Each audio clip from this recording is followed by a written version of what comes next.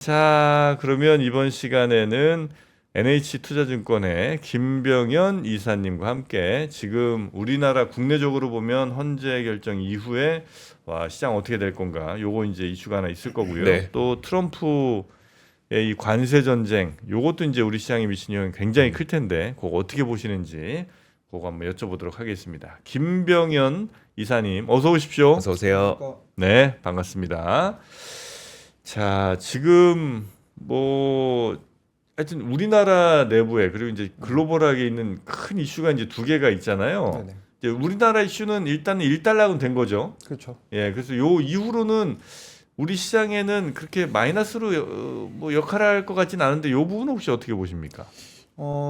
일단은 좀 뭐 걱정들이 있었죠. 근데 이 부분은 결론적으로 말씀드리면 대내적인 요인은 하방 경직성을 좀 잡아주는 요인이다라고 보시면 될 것 같아요. 네. 네. 그러니까 어쨌거나 정치적 불확실성이 좀 해소가 되면서 하반기에 이런 정치적인 이런 이슈보다는 어떤 지금 되게 안 좋은 한국의 경기를 살릴 수 있는 추경이라든가 아니면 뭐 다양한 경제 정책들이 나올 수 있는 여건들이 있느냐라는 건데 네. 그런 부분들이 일정 부분은 마련이 된 이런 상황들이기 때문에 네. 향후의 기준은 이제 뭐 이따 말씀드리겠지만 추경의 규모가 얼마나 되느냐부터를 이제 기준으로 삼으시면 되고 그런 상황에서 원달러 환율이 가장 이제 중요한 것 같습니다. 네. CDS 프리미엄이 그동안 많이 올랐었는데 그 부분이 좀 낮아지면서 당일날은 원달러 환율이 이제 뭐 30원까지 내려갔다가 그리고 이제 미국 시장 반영하면서 다시 이제 천천히 60원까지 이제 올라오는 그런 상황이기 때문에 단기적으로는 하방 경직성을 잡아주는 이런 요인이다. 그런데 이 부분이 지나가고 그 다음에 이제 볼 거는 지금 이제 아침에 계속 들으셨던 이런 관세 영향 네. 이런 것들이 환율을 다시 올리고 뭐 이런 모습이기 때문에 그런 부분을 또 이제 반영하는 그런 상황들이 아니, 되겠죠. 그러니까 이제 우리가 말씀하신 것처럼 우리 신용에 대한 이제 리스크도 좀 약간은 좀 완화된 것 같긴 하고요. 뭐 추경이 얼마 될지는 뭐 지금은 알 수 없으나 뭐 10조에서 20조 혹은 뭐 그 이상 정도 이제 예상하고 있지만 일단 그거 빼고 네. 그동안 한 넉 달 동안 이 사태 때문에 눌려있던 게 있다고 저는 이제 보거든요. 물론 이제 이사님 좀 다르게 보실 수 있고. 근데 이제 이 눌려있던 것 자체가 해소된 것만으로도 어느 정도는 가야 되는 거 아니에요? 그러니까 그런 부분들이 네. 기대감에 있어서 오히려 미국 시장과 좀 디커플링된 부분들이 좀 있었을 거고 예. 그런 상황에서 야 이게 안 되면은 문제가 되겠다. 그러니까 앞으로의 정책에 나올 것들이 만약 기대감이 완전 사라진다면 문제가 되겠다라는 이런 생각들이었는데 그런 부분들이 없어져 앞으로 이제 정책이 나올 거다라고 생각을 하면 추가적으로 밑으로도 많이 빠질 수도 있는 이런 어려움이 있을 것 같지 않아? 라는 것들이 좀 해소됐다라고 보시는 것도 맞죠. 그래서 저는 상방을 열어주는 것은 트럼프일 것 같고요. 하방을 오히려 밑에서 더 빠질 거를 잡아주는 것은 한국의 이런 대내적인 요인이 해소됐다라고 보시면 돼요. 왜 그러냐면 유럽이라든가 중국이라든가 아니면 이제는 한국도 마찬가지로 네. 트럼프에 대한 관세 부분 이러한 어려움들 때문에 대내적으로는 이제 재정을 부양하겠다라고 하는 거거든요. 그러면 미국의 성장률은 낮아지지만 미국의 성장률들은 좀 올라가는 이런 모습들을 보인다라는 거죠. 지금은 야 이게 큰일 날 것 같아. 뭐 무질서한 어떻게 보면 하드랜딩으로 가는 거 아니야? 그래서 뭐 최근에 뭐 주간 단위로 한 이틀간 뭐 미국 시장이 10% 빠지고 네. 지금 또 미국 선물도 또 똑같이 빠지는 것 같은데 그 부분이 아니라 그러면 오히려 달러는 약세로 진행이 되면서 다른 이런 국가들을 좀 더 볼만하지 않느냐, 미국 외의 지역이 좀 더 탄탄하지 않느냐라는 얘기가 지금까지 최근의 얘기였고 거기에 한국도 이제 정책적인 이런 여력들이 이제 동참해가는 그런 모습이다라고 보기 때문에 그러면 하방이 오히려 밑에를 좀 더 받치는 이런 요인이 될 거다라고 생각을 할 수가 있을 것 같습니다. 알겠습니다. 사실 우리가 우리나라가 지금까지 있었던 그 어려운 환경들을 회복하는 과정에서 과연 미국 시장과 디커플링 될 것이냐에 대한 의구심이 저는 굉장히 많았다고 봤었거든요. 근데 최근 들어서 그 의구심이 좀 현실화되고 있는 것 같기도 해요. 예를 들어 유럽이 뭐 좋을 게 있다고 유럽 증시가 올라 라고 하는데 유럽은 사상 최고가를 계속 갔었어요. 네. 한국이 뭐 좋을 게 있다고 한국 증시가 올라가겠어 라고 할 수 있지만 지금 미국에서 기대할 것이 없이 미국에서 돈이 계속 빠져나온다면 그 돈이 어디론가 갈 텐데 그 우선순위가 어딜 거야? 라고 했을 때 저는 개인적으로 한국 증시가 됐으면 좋겠는데 과연 그럴 만한 기회가 지금 있어 보이시는지가 궁금하거든요. 그럴 것 같고요. 그런 모습들이 흔히 말하는 중국의 테크라든가 아니면 한국 쪽에 나타날 수 있을 것 같고 네. 거기에 대한 전제는 하나 있죠. 침체, 그러니까 하드랜딩으로 가지 않아야 된다라는 전제는 하나 네. 있어요. 그래서 트럼프가 이게 내가 원하는 건 하드랜딩은 아니야. 거의 이제 뭐 자산 쪽에서 자산 시장에서 촉발한 무질서한 하드랜딩으로 가지 않는다면 그러면 금방 말씀하신 그런 요건들이 마련이 된다라고 볼 수가 있을 것 같아요. 네. 하여튼 그래서 저는 일단은 그 눌렸던 것들이 이제 다시 가는 거예요. 상방은 또 트럼프가 열 수 있을 거라고 해주셨는데 네. 상방이 트럼프 때문에 열릴 거는 과연 뭘까? 그게 이제 좀 궁금합니다. 지금 현재 이제 트럼프가 엄청나게 관세로 막 지금 때리고 있잖아요, 전 세계를. 네네.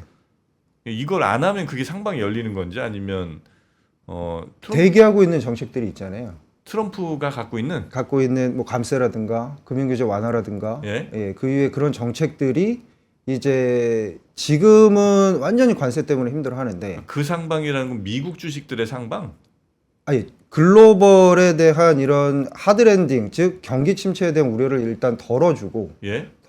그 다음에 그런 부분들이 정책으로 열린 다음에 네. 이거는 우호적인 정책으로 이제 바뀌는구나 그 부분이 있는 다음에 그 다음에 이제 한국에 대한 경제적인 모멘텀이 고유의 이제 모멘텀이 들어가게 되면 그러면 이제 그게 애드가 되겠죠. 그런데 아니 관세는 있는데 미국 그 회사들의 저 법인세 같은 걸 깎아주면 네. 오히려 우리 기업들이 경쟁력을 더 잃는 거 아니에요? 우리 그러니까 우리 기업들에게는 미국 회사들의 저 법인 이제 세금 감면을 해준다는 거는 오히려 우리한테는 그 플러스가 되고 상방이 열리는 게 아니라 오히려 막히는 거 아닌가 하는 생각이 좀 그렇죠. 지금으로 보면 그런데요. 예? 이 관세라는 부분이 미국의 이제 3월 31일 날 뭐 이 관세 관련한 무역 대표국의 보고서가 나왔지만 예? 그 부분을 보자면 관세를 시행하는 이유가 여러 가지 항목들을 주고 거기에서 이제 협상하기 위한 이런 모습들이잖아요. 그러면 상호관세나 보편관세 이런 부분들을 뭐 예를 들어서 거기서 얘기해 줬던 거는 예를 들어서 뭐 차트를 좀 보면서 말씀을 좀 드리면 네. 잠시만요. 특히나 한국 같은 경우에는 지금 다른 국가처럼 아이러니하게도 차트를 보면서 말씀드리죠. 보복관세를 지금 할 수 있는 상황들은 아닌 것 같고요. 예? 거꾸로 협상을 할 수밖에 없는 정치적인 상황이라는 겁니다. 예? 3월 31일 날 국가별 무역장벽 보고서를 발표를 했는데 이 중에 한국에서 비관세 조치를 21가지를 내놨어요.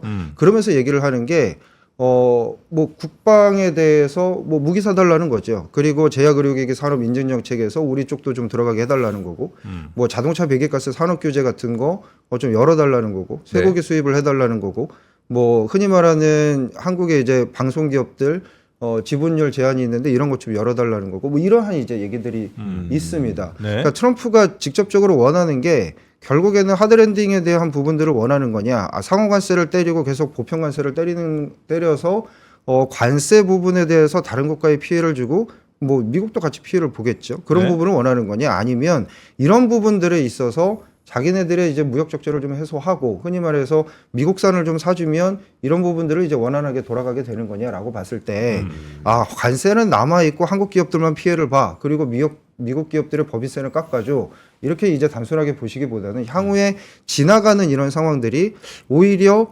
관세를 부과하려고 했지만 그 관세가 계속적으로 더 애드가 되는 게 아니라 이런 부분들에 대해서 협상을 통해서 일정 부분은 사주고 일정 부분은 또 우리 기업들을 살리는 이런 상황들이 가고, 그러면서 미국 기업들도 또 법인세가 깎아지고 그러면서 이제 같이 오히려 돌아가게 되는 이러한 모습들이 나타나게 된다면 이 부분이 이제 어떻게 보면은 글로벌리하게 우려들을 해소하는 요인이 되고 그 다음으로 한국의 이제 내수 정책들이 이제 들어가게 되는 이런 상황들이죠. 여기서 이제 보셔야 될 게 뭐냐면 추경 규모라고 얘기를 했는데요.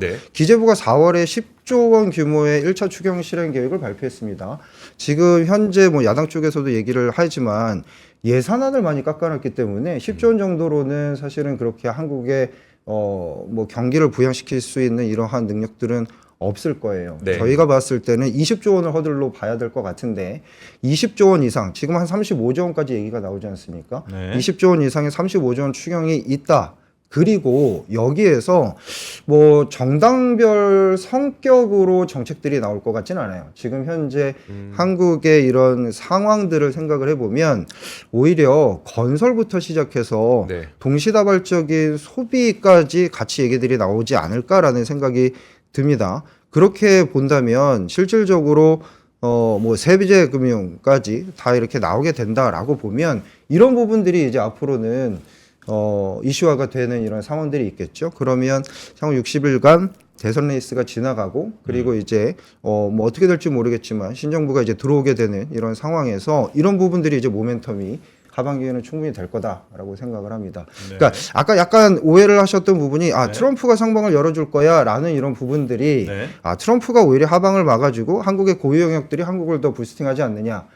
그 얘기는 맞고요. 한국 쪽에서 이런 부분들이 나오기 전에 일단은 지금 현재의 하드랜딩이 가능하지 않아라는 부분이 일단 없어져야 된다는 거죠. 네네. 지금은 그 걱정을 주말 사이에 계속 많이 하고 있고 오늘까지도 그 걱정을 할 거고 그 부분이 그게 아니라 소프트 랜딩이고 트럼프가 원하는 건 1920년대가 아니라 이 부분이 이자 비용을 좀 낮추고 재정을 좀 건전하게 만드는 그런 정도일 거야. 그러면서 네. 트럼프가 변화되는 모습을 본다 그러면 그런 포커싱은 이제 한국의 경기 부양으로 갈 겁니다. 그러니까 우리가 이제 추경을 하고 경기 부양하는 거는 당연히 이제 우리 기업들에게 뭐 어떤 방식으로든 도움이 좀 될 것 같기는 하고요. 네. 다만 이제 미국의 기업들의 저 세금을 깎아주는 게 어떤 메커니즘으로 우리 기업들이 좀 좋아질지를 이제 막 머리를 굴리면서 생각을 해봤는데 명확하진 않은 저는 잘 모르겠고 다만 뭐 그럴 수는 있겠다. 예를 들어 미국 기업들이 그 정도로 이제 범죄가 낮아지고 기업 활동하기 좋아지면 어쨌든 우리가 직접 미국에 뭘 소비자들한테 파는 것보다는 미국 기업들의 중간재적으로 파는 것들이 좀 많을 테니까 그게 좀 좋아질래나? 뭐 생각이 좀 그런 들긴 부분도 하는데. 있고요. 네. 그리고 이제 얘기하는 것들이 이제 금융규제 완화예요. 네. 금융규제 완화라는 부분이 들어오게 되면 베센트가 얘기하는 거는 은행의 규제를 완화해서 이제 채권에 대한 수요를 늘린다라는 거고 네. 2018년도 당시에도 보면 금융 규제를 완화하면서 은행에 대한 이런 자기 자본 비율 같은 것이 줄어듭니다. 그리고 미국 은행의 해외 지사에 이제 남은 돈들이 꽤 해외 자산들이 많이 있고요. 이러면 미국에 대한 투자뿐만이 아니라 글로벌 투자로 이제 유동성이 풀리게 되는 이런 모습들을 보이게 되는 거죠. 그래서 기업의 뭐 그냥 관세라든가 물건 파는 이런 부분만을 생각하시지 말고 네. 미국의 은행들이 규제가 좀 완화되면 전 세계로 투자를 할 수 있다. 그렇죠. 좀 더 여력이 좀 더 많이 생기는 그런 부분들이 이제 있기 때문에 유동성이 글로벌리 풀리는 이런 부분들이 같이 생기는 거죠. 그건 이제 그러면 전 세계에 뭐 우리나라만 따져 보더라도 실물이 막 좋아진다기보다는 그러니까 이 투자 쪽 주가나 뭐 그렇죠. 이쪽으로는 더 좀 잘 탄력을 받을 수 있다 이렇게 생각하면 그렇죠. 되는 네. 건가요? 네. 근데 미국이 이게 그 정책이 어떻게 이제 가는지 모르겠습니다만 미국의 트럼프가 지금 해외로 막 투자하는 거에 대해서 그렇게 바람직하게 볼까? 그러니까 미국 내로 지금 외국에 있는 회사들 다 들어오라고 하는 상황인데 미국의 돈이 해외에 가서 투자하는 거를 예쁘게 봐줄까는 약간 좀 할 수 있는 부분이긴 하겠네요. 근데 전반적으로 네. 그 얘기는 무슨 얘기냐면 미국의 FDI 투자를 원하는 거죠. 그러니까 기업들이 미국에 와서 투자하는 건 투자하는 거고 금융 사이드에서 보면 미국에 대한 돈이 도는 것도 마찬가지지만 오히려 글로벌리 같이 돈이 돌아가는 이러한 모습들이 같이 나타날 수 있다라는 게 금융규제 완화의 사실은 한국 입장에서 보면 네. 핵심이다라고 볼 수가 있겠습니다. 결국은 유동성이 풀리는 거를 어느 부분에서 해줄 거냐, 그러니까 연준에서 해줄 거냐, 아니면 금융 쪽에서 해줄 거냐 이 말씀이신가요? 그렇죠. 근데 연준도 아마도 지금 정도의 자산 가격의 하락이 나타나게 되면 네. 연준도 좀 손을 들 가능성이 있고 여기에다가 그렇게 해서 금리가 좀 내려가게 되는 상황이 나타난 상황 이후에서는 금융규제 완화 카드까지 같이 이제 있다라고 보면 네. 글로벌리 하반기 시장은 그렇게 나쁘게 볼 필요는 없다라고 볼 수가 있겠죠. 지금 그 상황에서 네. 재정에 대한 부양 카드가 있는 국가들은 조금 더 베타가 높을 수 있다라고 볼 수가 있겠죠. 근데 이제 지금 그거는 이제 우리가 대선 어느 정도 마무리하고 그다음 차기 정부에서 좀 더 적극적으로 막 확장 정책을 쓰는 거는 이제 하반기에 그래서 더 기대를 해볼 수 있는 거는 뭐 충분히 그럴 수 있을 것 같습니다. 네. 근데 그 전에 지금 당장 이제 우리 급하잖아요. 네. 그래서 2달 대선 이 상황에서는 보통 주가가 과거의 상황이나 뭐 이런 걸 보면 어떻게 움직였나 혹은 지금 이사님이 보실 때는 앞으로 한두 달 정도는 어떻게 갈 거로 혹시 보시는지 그거 좀 여쭤봐도 괜찮을까요? 그러시죠. 요 차트를 좀 보시면 좋을 것 같은데. 네. 어떤 차트인가요, 이거는? 트럼프 1기와 2기 무역 전쟁 당시 S&P 500 지수 흐름인데 2008년 4분기에 이제 급락이 나타났어요. 네. 고점 대비 한 20% 정도 빠졌는데 그때 당시에 빠졌던 가장 큰 원인이 뭐냐면 이때 당시에 페드가 나는 금리 안 내려 이렇게 이제 얘기를 하면서 사실은 촉발이 된 겁니다. 네. 그러니까 트럼프가 지금 SNS에도 얘기하고 계속 얘기를 하는 게 자기는 뭐 바꿀 생각이 없고 이거는 네네네. 파월이 문제다 뭐 이런 식으로 얘기를 하는 것들이 이제 기싸움을 하는 건데요. 그러면 파월이 언제쯤 바뀔까? 2018년에 왜 이런 부분이 바뀌면서 12월 26일 날 트럼프도 거꾸로 지금은 트럼프 푸시 없다고 얘기하지만 주식시장을 트레멘더스하게 사자라는 식으로 얘기를 했던 이런 네. 부분들이 두 가지가 있는데 하나는 이제 자산 가격이에요. 자산 가격이 고점 대비 20% 정도 가까이 빠지면 이거 이러다가 자산 시장발 하드랜딩이 나타나지 않겠느냐라는 이제 얘기가 있을 것 같고 또 하나는 지금까지 파월의 얘기로 보면 이렇게 관세를 올리면 오히려 인플레이션이 나타나는 그래서 스태그가 나타나는 이런 부분이다라고 얘기를 하는데 네. 실질적으로 OI 즉 5년 뒤에 인플레이션에 대한 수합을 보면 거꾸로 폭락하고 있거든요. 그러니까 관세라는 것은 이게 인플레이션을 나타내는 게 아니라 수요 감소를 촉발해서 네, 이제 네. 디플레이 그렇죠. 정책입니다. 네. 이 부분이 이때 당시에 한 20bp 빠지니까 파월이 변해요. 그러니까 지금에서 뭐 그냥 금리로 얘기를 드리면 4.0에서 3.8로 내려오면 네. 벌써 오늘 아침에 뭐 선물이 3.89 이렇게 나타나는데 3.8 언더가 되면 10년물 기준으로 그러면 파월이 사실은 좀 센스가 바뀔 수 있는 이런 상황이다라고 볼 수가 있겠습니다. 그래서 저희 생각에는 상당히 2018년에는 지지부진하게 미중에 대한 무역 분쟁으로 1, 2, 3, 4차까지 갔다가 4분기에 이렇게 급락이 나타나는데 지금은 동시다발적으로 나타나면서 자산 가격이나 이런 금리의 하방이 훨씬 빠르게 나타나요. 네. 오히려 이렇게 빠르게 나타난 부분들이 트럼프가 진정으로 원하는 것이 무엇인가라고 생각을 해보면 하드랜딩이면 오히려 재정을 더 써가지고 이걸 막아야 되거든요. 이런 부분들은 아니다라고 이제 생각이 든다면 저희 생각에는 여기서 뭐 금리가 사실은 주가가 더 빨라서 그 부분이 좀 걱정이긴 합니다만 네. 금리가 한 20bp 혹은 30bp 정도 더 내려오는 이런 상황에서는 파월도 그렇고 트럼프도 그렇고 지금 스탠스를 좀 바꿀 수 있는 여지가 좀 있을 거다라고 생각이 좀 들죠. 지금 얼마나 남았다고 보시는 겁니까? 그러면은 아까 말씀하셨던 게 금리 기준으로 3.8 정도 보시는 거예요? 3.8 언더. 그리고 지수 기준으로는 대략 어느 정도로? 고점 대비 20% 이상이니까 예를 들어서 한 번 더 뭐 5% 이상 빠지면 네, 그러면은 사실은 임계점이 왔다라고 볼 수가 있겠죠. 물론 이제 거기까지 안 갈 수도 있는 거고요. 안 갈 수도 있는 거고요. 안 갔으면 좋겠고요. 네. 그러니까요. 그러나 가게 되더라도 앞으로 한 5, 6% 정도가 더 빠지면 그 정도가 뭐 마지노선 아니겠느냐? 네. 왜냐하면 트럼프가 뭐 1920년도 스무트 홀리법 얘기하면서 그때 네. 당시 실업률 40% 올라가고 이때로 그냥 구조적인 이 무역 뭐 시스템의 개편 이런 거를 원한다라고 보시는 분들도 있을 수 있는데 네. 진정으로 원하는 거는 이자 비용 낮추는 거인 것 같아요. 그리고 장기채를 좀 발행해서 재정 계획을 좀 편안하게 세우는 그러면서 앞으로 이제 예정되어 있는 이러한 정책들에 대한 어떤 뭐 우호적인 이런 바텀을 만들어내는 더 부각시킬 수 있는 이러한 여건들이 아니겠느냐라고 생각을 해보면 그러면은 제가 지금 말씀드린 그런 임계점이 맞을 것 같고 뭐 1920년도처럼 간다 뭐 그걸 원한다라고 보면 사실은 드릴 말씀은 없고요. 네. 저 아주 좋은 여기 보니까 페이지가 있는데 정치적 불확실성은 어느 정도 이제 해소가 된 상황이잖아요. 물론 네. 이제 대선이긴 합니다만. 네.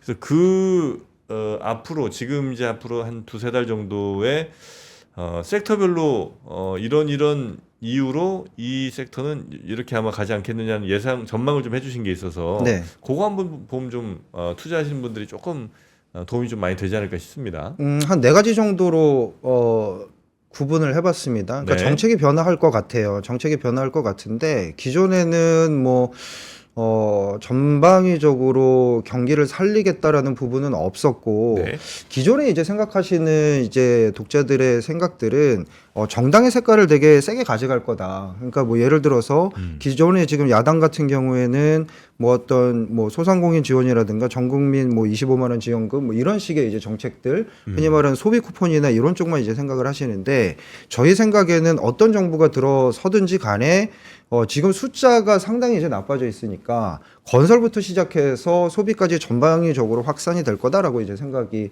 드는 거죠. 네. 그래서 건설이나 재생에너지나 이런 쪽에 대한 정책 변화가 충분히 있을 거다라고 보고 있고 정치적 상황이 안정화되면은 증시 부양책이라든가 아니면 뭐 수출 기업이라든가 이러한 부양책들이 나올 겁니다. 그러면 증권이라든가 아니면 국내 정치 안정화는 무기 수출 계약이나 이런 것에도 충분히 또 도움이 될 거기 때문에 방산이나 이런 거 있을 것 같고요.